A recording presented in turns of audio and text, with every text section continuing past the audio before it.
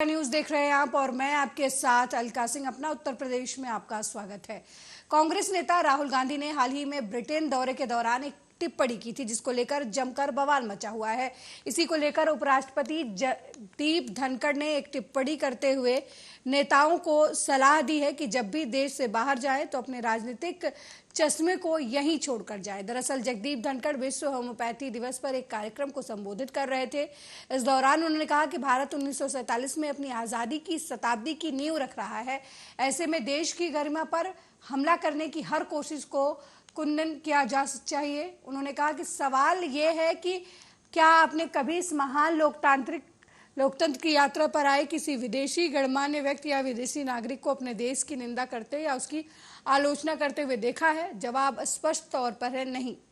हम अपने वैज्ञानिकों, स्वास्थ्य योद्धाओं पर गर्व क्यों नहीं कर सकते और हमारे नवाचार की सराहना क्यों नहीं कर सकते?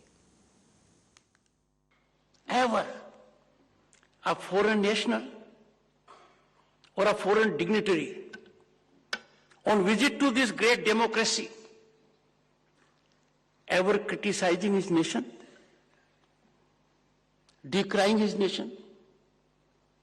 क्या कभी भी आपने कभी देखा है कि भारत में विदेश से जो आता है या विदेश का कोई बड़ा व्यक्ति आता है, क्या कभी उसने अपने गृह देश के बारे में बुरी बात कही है? नहीं कही है। हमारी संस्कृति तो बहुत पुरानी है। जब आंसर नो है तो हमें तो उत्कृष्ट मापदंड दर्शाना चाहिए। चिंतन का विषय है और स्वास्थ्य से जुड़ा हुआ है। कुछ लोग ऐसा क्यों करते हैं? Why can't we take pride in our scientists? Why can't we take pride in our health warriors? Why can't we compliment our innovation? कौन सा देश है दुनिया का जिसका कोविड मैनेजमेंट अपने देश से बेटर था? आप लोग बैठे हैं।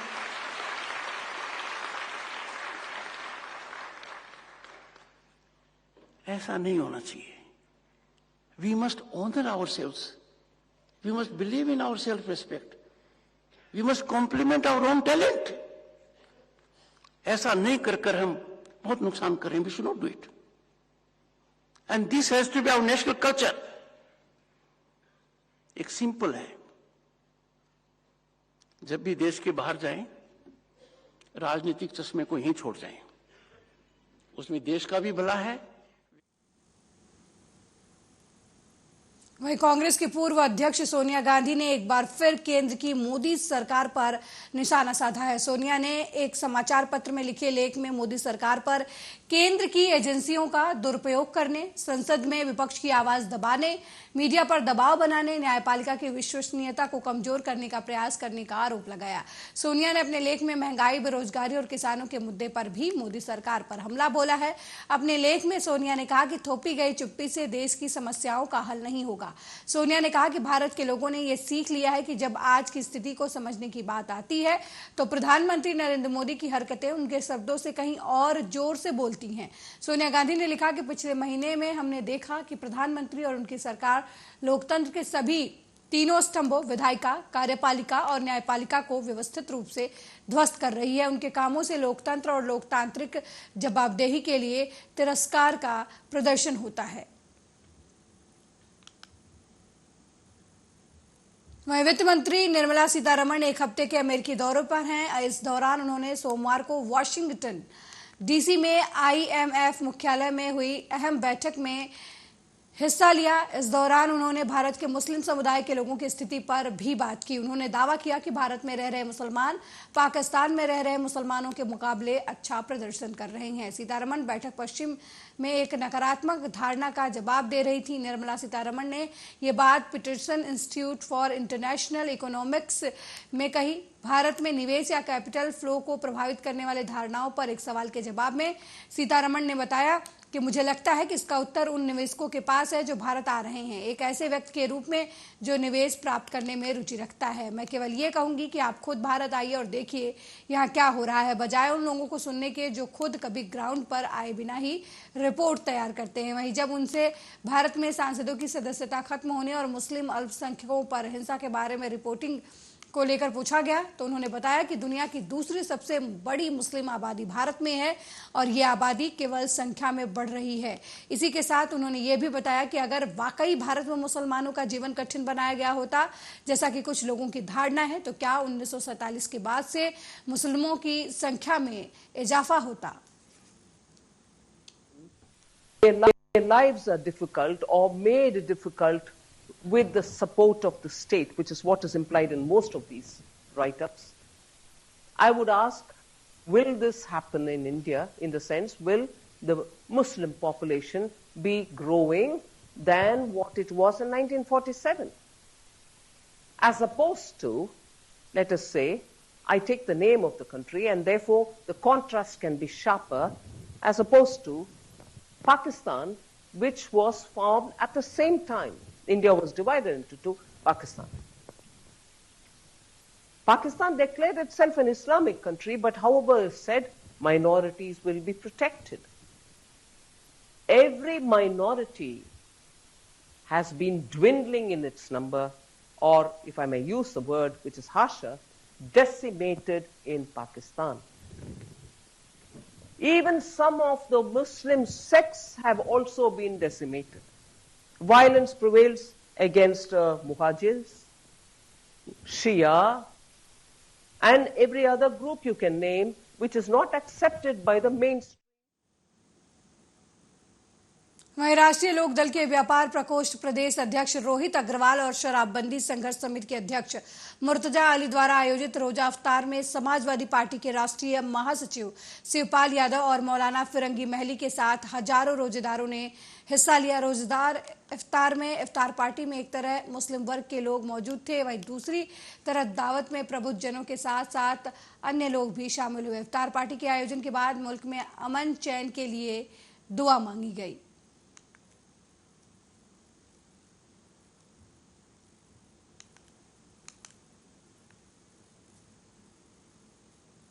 वहीं रायबरेली में गंगा स्नान करने गए किशोर की नदी में डूबकर मौत हो गई। मामला ऊंचाहार थाना इलाके के गंगा नहर पर का है, जहां पर खरौली घाट में नरवापार गांव के रहने वाले सिद्धांत नाम का युवक अपने दोस्तों के साथ गंगा स्नान करने आया था। स्नान के दौरान सिद्धांत गहरे पानी में चला गया, जहां वो डूबने लगा। तभी दोस्तों के शोर मचाने पर आसपास के लोग इकट्ठा हुए और युवक को बाहर निकालकर सीएचसी अस्पताल पहुंचाया, जहां चिकित्सकों ने उसे मृत घोषित कर दिया। आज ये कुछ बच्चे नरवा पार से गए थे गंगा नहाने और उस गंगा कई बच्चे में ये इनका राम संजीवन का लड़का था सिद्धांत, इसकी गंगे में डूब के मृत हो गई है।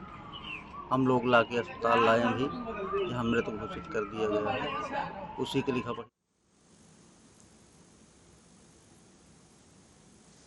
वहीं बीजेपी नेता विनय वार्ष्णेय ने तलवार से केक काटने के बाद हर्ष फायरिंग की, जिसका वीडियो अब सोशल मीडिया पर जमकर वायरल हो रहा है। ये पूरा मामला अलीगढ़ नगर कोतवाली के बावरी मंडी का है, जहां केक काटने के बाद बीजेपी नेता फायरिंग करते नजर आए।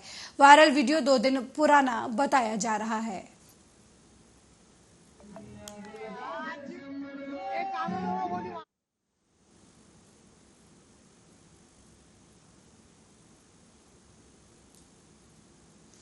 वहीं बीजेपी प्रदेश अध्यक्ष भूपेंद्र चौधरी का दौरा आज अयोध्या का है, तो बड़ी जानकारी अयोध्या से दे रहे हैं आपको। भूपेंद्र चौधरी आज अयोध्या दौरे पर आएंगे, 3 बजे अयोध्या पहुंचेंगे भूपेंद्र चौधरी। महात्मा ज्योतिबा फूले जयंती समारोह में इस दौरान शामिल होंगे। आपको बता दें, ये समारोह शहर के कोहनूर पैलेस में आयोजित किया जाएगा। तो बड़ी जानकारी इस वक्त की दे रहे हैं आपको अयोध्या से, जहां बीजेपी प्रदेश अध्यक्ष भूपेंद्र चौधरी 3 बजे अयोध्या दौरे पर आएंगे। इस दौरान महात्मा ज्योतिबा फूले की जयंती समारोह में शामिल होंगे बीजेपी प्रदेश अध्यक्ष भूपेंद्र चौधरी। कोहिनूर पैलेस में ये कार्यक्रम आयोजित किया जाएगा।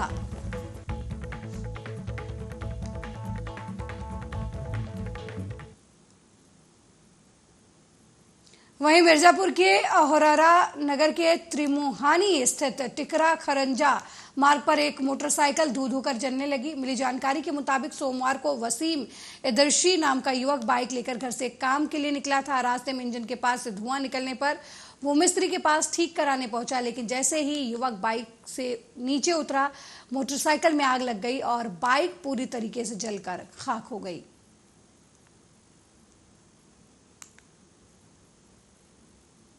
वसीम भाई अपनी बाइक खड़ा किए, जब तक वो कुछ समझ पाते तब तक उसमें शॉर्ट सर्किट की वजह से या किस वजह से आग लग गया। आग लगने के बाद घबराहट में हर कोई आग बुझाने की तरकीब ढूंढने लगा। तब तक मोहल्ले के लोग कोई पाइप से पानी छोड़ा, कोई बाल्टी से। वहीं निकाय चुनाव को लेकर डीसीपी सेंट्रल अपर्णा रजत कौशिक का बयान सामने आया है। निकाय चुनाव की जानकारी देते हुए डीसीपी सेंट्रल अपर्णा रजत कौशिक ने कहा कि नामांकन स्थल से 200 मीटर की परिधि में किसी को भी जाने की अनुमति नहीं होगी। नामांकन स्थल तक प्रत्याशी और उनके प्रस्तावक को ही सिर्फ एंट्री मिलेगी। साथ ही कहा कि आदर्श आचार संहिता का सभी को पालन करना अनिवार्य होगा। की परिधि में इसके क्रम में लखनऊ पुलिस द्वारा जो भी मॉडल कोड ऑफ कंडक्ट हमारा होता है उसके अंतर्गत कार्रवाई की जा रही है लगातार। और जो नामांकन स्थल है वहाँ पर भी जो election commission, state election commission द्वारा निर्धारित गाइडलाइंस हैं उसके तहत सुरक्षा के व्यापक प्रबंध किए गए हैं। इसमें जो नामांकन स्थल हैं उनकी 200 मीटर की परिधि में बैरिकेडिंग की जा रही है और वहाँ से किसी भी जो भी अनुमन्य लोग हैं, जो 4 अनुमन्य लोग हैं, उन्हीं को वहाँ से एंट्री दी जाएगी। इसके अतिरिक्त कोई भी वाहनों की भी एंट्री उस एरिया में नहीं होगी। जो भी वाहन आते हैं उनका चिन्हित पार्किंग स्थल उनके लिए बताया जा रहा है, जहां पर वो अपने वाहनों को पार्क करके फिर नामांकन हेतु आ सकते हैं। नामांकन के संबंध में जो भीड़ इत्यादि आती है वो भी नामांकन स्थल का जो बैरिकेडिंग है वहां पर अलाउड नहीं है उसको, तो वो भी उसके लिए भी जो पुलिस प्रबंध हैं वो किए जा रहे हैं। यहाँ पर अलग अलग वार्ड जो हैं उनको अलग अलग नामांकन स्थल में बांटा गया है और सभी नामांकन स्थल पर जनपदीय पुलिस द्वारा व्यापक सुरक्षा प्रबंध। वहीं एआईएमआईएम नेता आसिफ वकार ने सपा मुखिया अखिलेश यादव पर जमकर हमला किया है। अखिलेश यादव के सारस को लेकर किए गए ट्वीट पर हमला बोलते हुए कहा कि अखिलेश यादव सारस से अधिक मोहब्बत दिखा रहे हैं। आजम खान से दिखाई होती तो आजम और अब्दुल्ला की सदस्यता न जाती। आज फिर अखिलेश यादव जी ने अपने ट्विटर और फेसबुक पर एक पोस्ट डाल दी सारस को रिहाई के लिए, सारस की रिहाई के लिए, और एक बहुत बढ़िया शेर भी लिख दिया। मैं तो देख रहा हूँ इधर लगभग 45 दिन में करीब 25-30 बार ट्विटर और फेसबुक पर अखिलेश यादव जी ने सारस की मोहब्बत में और सारस की रिहाई के लिए अपने ऑफिशियल ट्विटर और फेसबुक अकाउंट से पोस्ट की हैं और सरकार पे दबाव बनाया।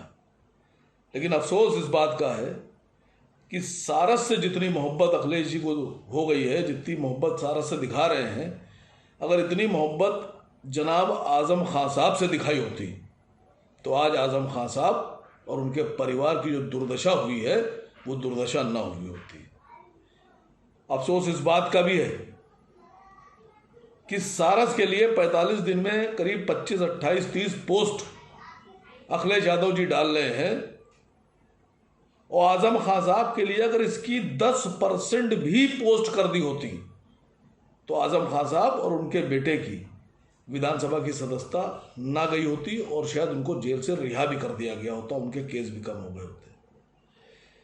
अफसोस देखिए कि जैसे ही सारस को चिड़ियाघर लेके गए कैद में, अखिलेश जी सारस से मिलने फौरन पहुंच गए और आजम खान साहब से जेल मिलने के लिए 2 साल लग गए और सारस से मिलने के लिए फौरन। सारस की मोहब्बत और आजम खान की मोहब्बत अब अंदाजा आप लोग खुद लगा लीजिए। और मुझे तो एक बात का और डर है कि कहीं किसी दिन ऐसा ना हो कि जो मोहब्बत इतनी दिखाई जा रही है सारस से, कहीं किसी दिन योगी जी वहीं सोमवार को बसपा कार्यालय पर बसपा सुप्रीमो मायावती ने प्रेस कॉन्फ्रेंस कर उत्तर प्रदेश में महापौर और नगर निगमों के नगर सेवकों के चुनाव में बैलेट पेपर के इस्तेमाल की वकालत की और कहा कि उनकी पार्टी पूरे दमखम के साथ चुनाव लड़ेगी। साथ ही कहा कि नगर निगमों और महापौर के चुनाव के लिए मतपत्रों का उपयोग किया जाना चाहिए, न कि ईवीएम के माध्यम से चुनाव स्वतंत्र और निष्पक्ष होने चाहिए।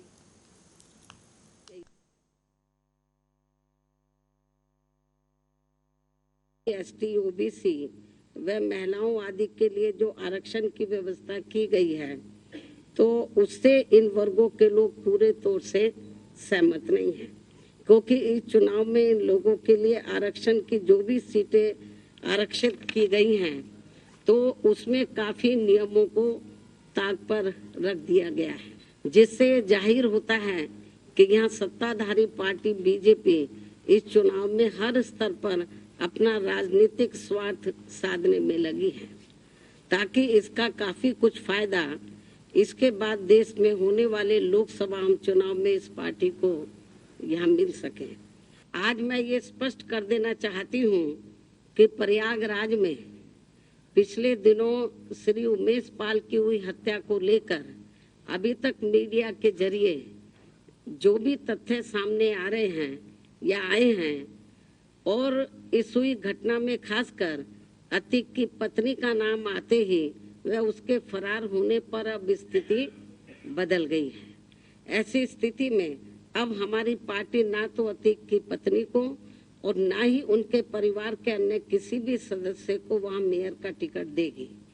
इसके अलावा जहां तक अतीक की पत्नी को पार्टी में रखने व ना रखने का सवाल है, तो उनके पुलिस के गिरफ्त में आते ही जो भी इस केस को लेकर उनके बारे में तथ्य उभर कर सामने आएंगे, तो तब इसका भी जल्दी ही फैसला कर दिया जाएगा, क्योंकि हमारी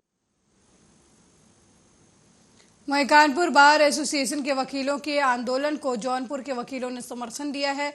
सोमवार को जौनपुर के वकीलों ने न्यायिक कार्य का बहिष्कार करते हुए जमकर विरोध प्रदर्शन किया। आपको बता दें कि कानपुर में जिला जज प्रदीप जैन के अमर्यादित व्यवहार और भ्रष्टाचार के विरोध में कानपुर के वकीलों ने कार्य बहिष्कार किया। इस मामले में प्रयागराज इलाहाबाद हाईकोर्ट की 7 न्यायाधीशों की खंडपीठ ने जिला अदालत में अनिश्चितकालीन हड़ताल पर जाने और न्यायिक कार्य को रोकने के लिए कानपुर बार एसोसिएशन और कानपुर नगर वकील संघ के पदाधिकारियों के खिलाफ अवमानना कार्रवाई शुरू की है।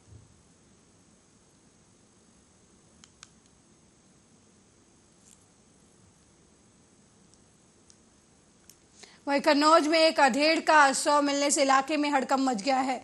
ये पूरा मामला सौरिक थाना क्षेत्र के धन सिंह नगरिया का है, जहां घर से शौच के लिए अधेड़ का शव निकले व्यक्ति का शव नीम के पेड़ से लटकता हुआ मिला। मिली जानकारी के मुताबिक मृतक आर्थिक तंगी की वजह से परेशान चल रहा था। फिलहाल घटना की सूचना पाकर मौके पर पहुंची पुलिस ने शव को कब्जे में लेकर पोस्टमार्टम के लिए भेज दिया है।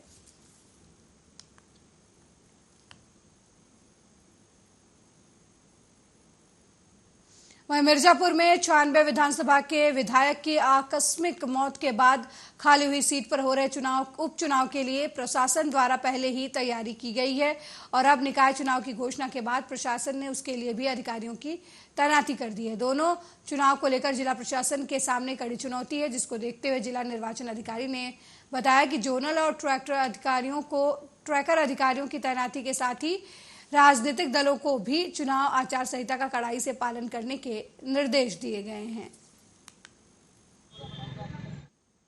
हमारे 2 चुनाव इस वक्त अधिसूचित है, एक हमारा 96 विधानसभा का उपचुनाव और साथ में नगर निकाय के चुनाव भी अभी अधिसूचित हो गए हैं। दोनों की तिथियां भी हमारी बहुत आसपास हैं, तो जिला प्रशासन को अधिक तैयारी करनी पड़ रही है। हम बहुत अच्छे से अपनी तैयारियां कर रहे हैं। सभी प्रभारी अधिकारी हर एक कैटेगरी के लिए हमारे नामित हो चुके, नगर निकाय के लिए भी हमारे आरओ एआरओ सब नामित हो चुके हैं। सारे जहाँ हमारे स्ट्रॉन्ग रूम बनने हैं, जहाँ पे नामांकन होना है, सभी का मैजिस्ट्रियल जाँच करवाई जा रही है। हम अच्छी तरह से इसके लिए फोर्स की सारी ड्यूटीज़ लगेंगी।